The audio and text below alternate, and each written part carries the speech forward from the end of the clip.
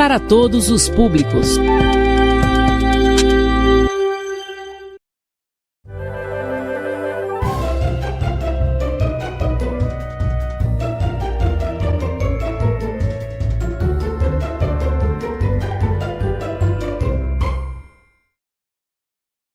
dia, boa tarde, boa noite, meu aluno do 7º ano. Eu sou o professor Marcos Emiliano, você já conhece essa voz. Na nossa aula de hoje nós vamos falar sobre cordel e letra de canção. Como eu já havia prometido no nosso planejamento, nós vamos falar nesta semana de dois gêneros textuais que estão aí muito próximos, que é o cordel e a letra de canção. Você deve estar se perguntando, como é que o professor Marcos trouxe dessa vez dois gêneros de uma vez só? Será que eu não vou me confundir, não? Não, claro que não, porque esses gêneros eles têm muito em comum. E a questão que é mais comum é a sonoridade, né? O assunto de hoje remete à sonoridade. Tanto o cordel como a letra de canção são textos que não são realizados para serem lidos dessa forma tradicional, mas sim serem recitados, no caso de cordel, ou no caso da letra de canção, serem sonorizados. É por isso que achei muito pertinente trazer na nossa aula de hoje uma abertura de novela para a gente começar o nosso esquenta. Mas por que, professor? Porque nessa abertura eu tenho uma canção que embala a abertura, né? Uma canção de Gilberto Gil, e também tenho uma referência aí à literatura de cordel a partir de xilografuras, que são as imagens que vocês verão.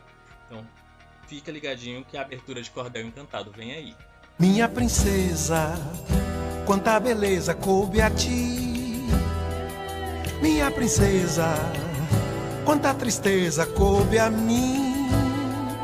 Na profundeza, o amor cavou, o amor furou fundo no chão, no coração do meu sertão, no meu torrão natal. Meu berço natural, meu ponto cardial, meu açúcar, meu sal.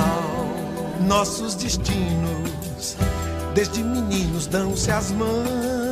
Nossos destinos, de pequeninos, eram irmãos.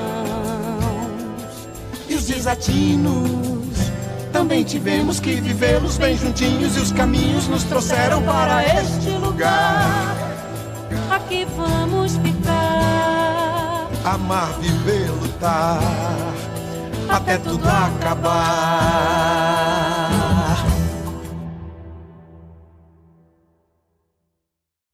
Olha só que imagem maravilhosa, né? Que abertura maravilhosa. O casamento entre a música e as imagens, que são as xilografuras que vocês acabaram de acompanhar, foi perfeito, né? Percebe aí um trabalho mesmo excepcional, fora do comum, uma abertura de novela. Então, já falei um pouco, já trouxe esse esquenta aqui com essa abertura, justamente para que possamos falar sobre literatura de cordel. Você conhece esse tipo de literatura? O termo cordel ele é de herança portuguesa. A manifestação artística foi introduzida por eles no país no final do século XVIII. Na Europa, ela começou a aparecer no século XII, em outros países tais quais França, Espanha e Itália, popularizando-se com o Renascimento. Em sua origem, muitos poetas vendiam seus trabalhos pendurados em cordões nas feiras da cidade, com isso a denominação de cordel. Todavia, com o passar do tempo e o advento do rádio, da TV, da internet, sua popularidade foi decaindo, né? Nós temos aí, sabemos agora que o cordel ele é de origem portuguesa, né? O nosso país ele foi colonizado por Portugal, então uma das heranças que nós temos é esse tipo de literatura, que antigamente era pendurado em cordões, vendido nas feiras da cidade. Por isso nós temos essa denominação literatura de cordel. As características principais. Esse tipo de manifestação tem como principais características a oralidade e a presença de elementos da cultura brasileira, no caso do nosso país, né? A oralidade porque quando você lê um cordel, geralmente esse texto é escrito para ser lido. Por isso, muitas das palavras elas acompanham a grafia da oralidade, não a grafia da gramática que como nós conhecemos, ok? Que a gente vai ver daqui a pouquinho. Sua principal função social é de informar, ao mesmo tempo que diverte os leitores. Ela pode informar um problema social, um problema ali de uma situação local, como também ela tem esse dever de divertir os seus leitores. A literatura de cordel é uma tradição literária regional, sobretudo no Nordeste, né? E aí eu trouxe um cordel que foi feito aí dessa personagem que surgiu no ano de 2021, a Juliette, né, a vencedora do BBB 21.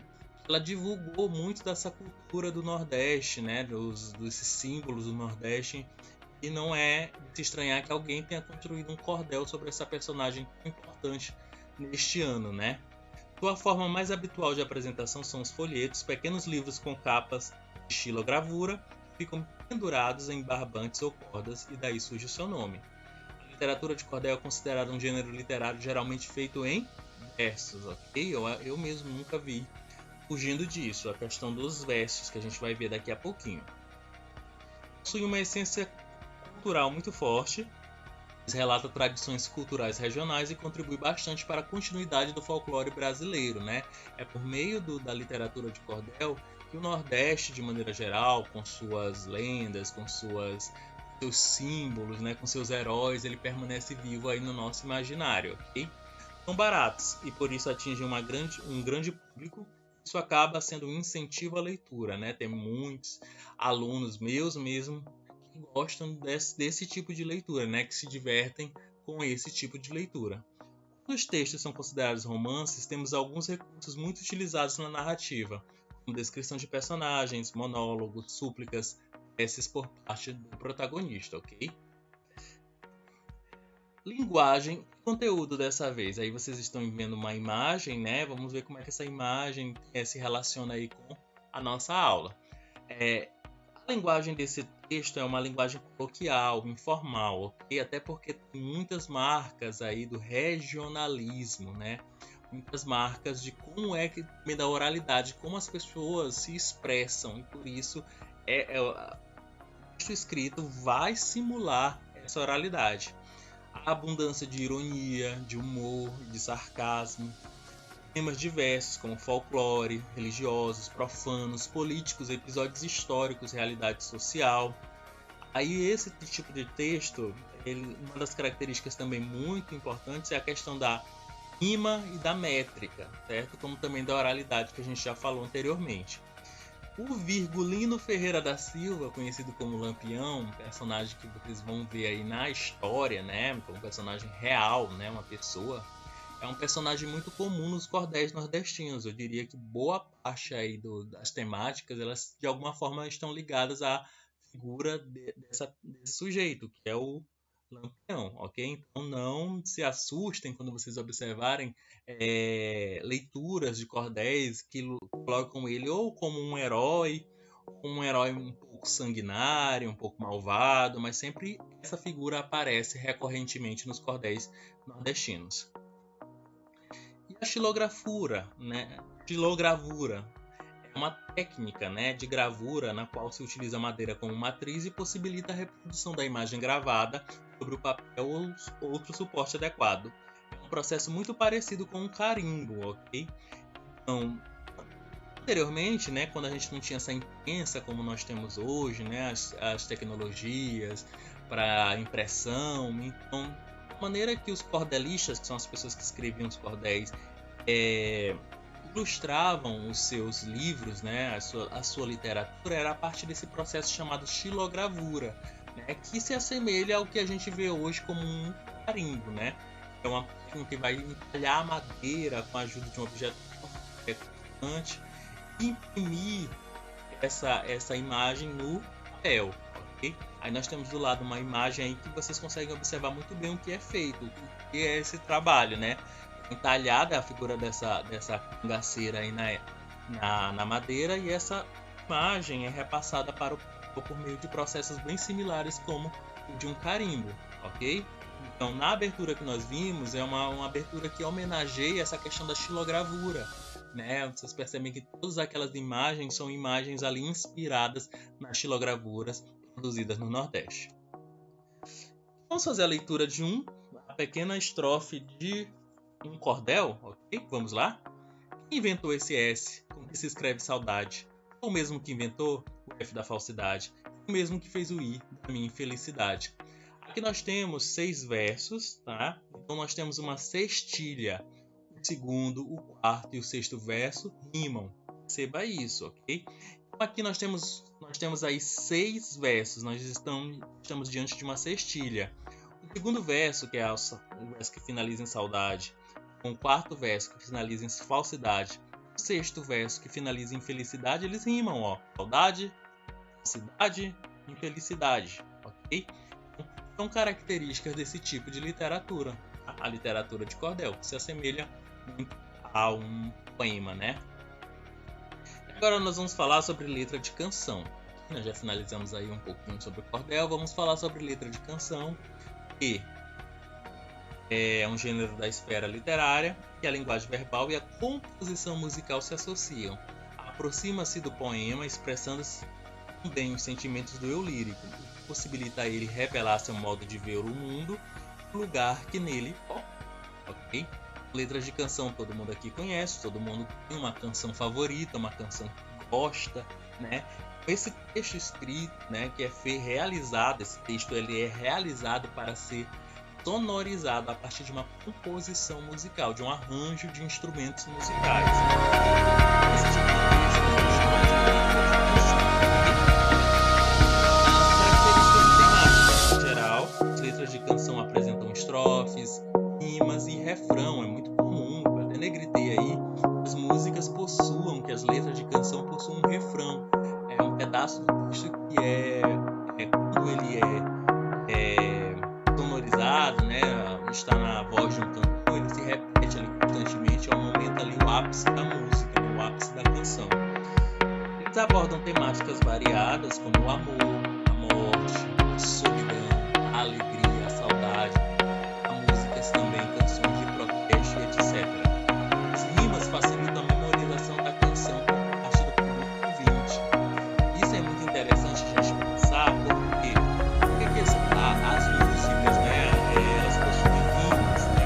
Antigamente, as pessoas não tinham acesso à cultura letrada como nós temos hoje, não sabiam ler nem escrever. Então, o que eles faziam? Quando eles queriam gravar uma canção para ser repetida e repetida, eles utilizavam-se das rimas, porque as rimas facilitavam o aprendizado, a memorização dessas letras, ok?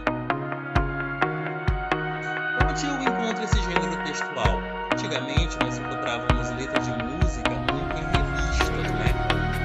Nós comprávamos pôsteres, né, que eram potes gigantes de determinado cantor, haviam as letras das canções desse cantor.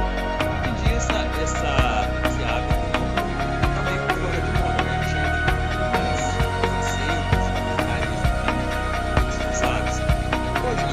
letras de canções em sites especializados em letras de canções. Aí eu trouxe uma sugestão aqui, que é o site vagalume.com.br, vocês podem acessar, e lá tem todas as letras de canção que vocês imaginarem, né? Se aí em um cantor, em uma banda, com certeza você vai encontrar a letra de uma canção que você quer aprender, quer conhecer, analisar nesse site.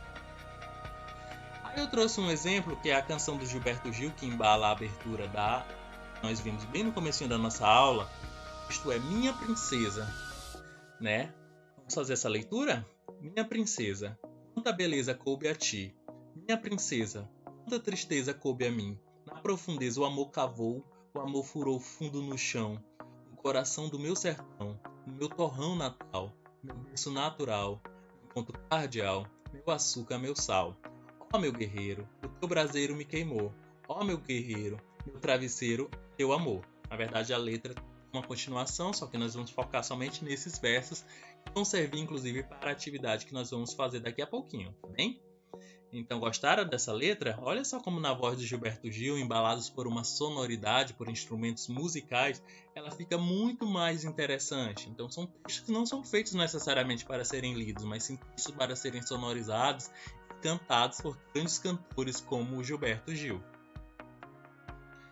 Quer saber mais? Né? Vamos fazer as nossas atividades para conhecermos mais sobre esse gênero, ok? Vamos refletir sobre cordel e sobre letra de canção. Aí o cordel está lá na página 48 a 51 do livro A Prova Brasil. Vocês vão responder a questão 1 até a questão 12, tá bom?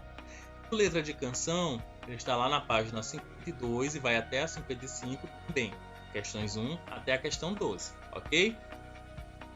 Chegou a hora da nossa atividade, chegou o momento mais interessante, que é o momento que nós vamos identificar as respostas aí para as nossas indagações, ok? Então eu trouxe um cordel, o nome do cordel é Até o Sol Raiar, a letra está muito pequena, né? A leitura do cordel ela é muito gostosa, muito mais do que a que eu fiz ainda agora, né? Eu trouxe um vídeo que faz a leitura desse cordel, Até o Sol Raiar. Fica ligadinho que eu vou mostrar o vídeo agora para vocês, tá bom? Para que vocês acompanhem e apreciem essa bela leitura numa bela voz e é um belo texto. Vamos lá. Nos sertões do Nordeste, beatos e cangaceiros, dono da vida e da morte, ajudados por coiteiros, viraram o mundo ao avesso como heróis justiceiros. O Virgulino Ferreira foi o imperador do sertão, desarrumando arrumado, com o seu rifle na mão, respeitado pelo nome Virgulino Lampião. Uns falam de sua morte, outros afirmam que não. A polícia tá mentindo, o povo tá com a razão. Cortaram a cabeça do rei e não mataram Lampião.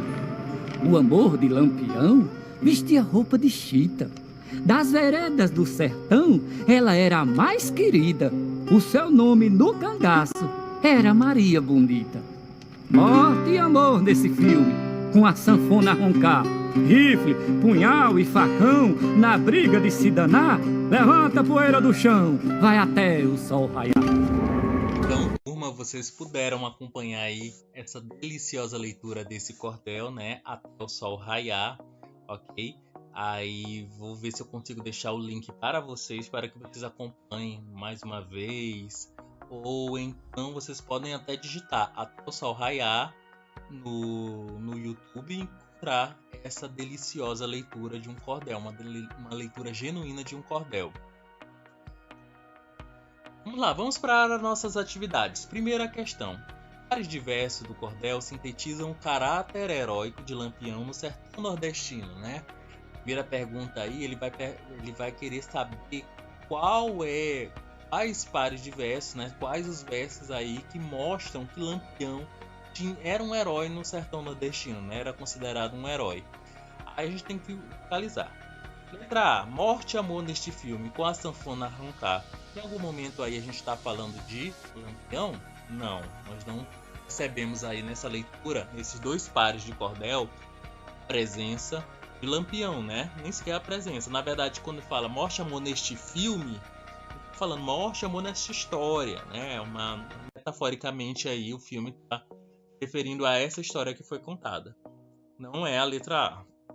Letra B. Deixa eu ver se eu pego aqui minha canetinha, como sempre, já estou esquecendo. Opa. Peguei. Letra B. O amor de Lampião vestia roupa de chita. Aí, estamos falando aí do caráter heróico de Lampião? Obviamente que não. A gente está falando aqui, nesses versos, introduz-se quem era a esposa de Lampião, né? A mulher de Lampião. Na letra C, nos sertões do Nordeste, beatos e cangaceiros. Nossa, essa resposta está completamente equivocada. Não estamos aí em nenhum momento falando sobre esse caráter heróico de Lampião. Na letra D, cortaram a cabeça do rei, não mataram Lampião, né? Percebe que só pode ser a letra D. Aqui a gente tem um simbolismo aí para dizer que cortaram a cabeça do rei. Quem é esse rei? Estão ovacionando Lampião.